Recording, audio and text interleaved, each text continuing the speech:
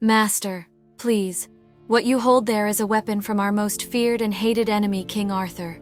I will tell you a story, Master, one of sadness and grief. Many years ago, I was a white bunny, but not just any bunny. A killer bunny, as Arthur and his failed knights so crudely called me.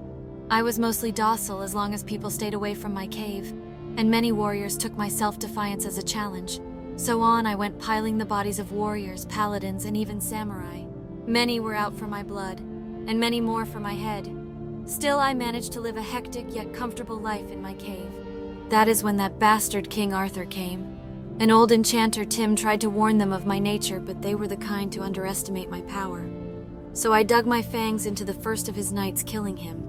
Then another, and another. I thought that would be enough to convince Arthur to retreat and leave me alone. Unfortunately for me, they had God on their side, and they brought that holy yet abominable weapon, the holy hand grenade. I didn't want to kill anyone, Master. I just wanted to be left alone. I still remember it.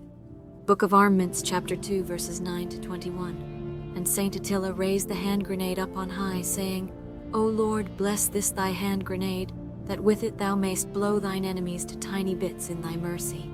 And the Lord did grin, and the people did feast upon the lambs and sloths and carp and anchovies and orangutans and breakfast cereals and fruit bats and large chulapas.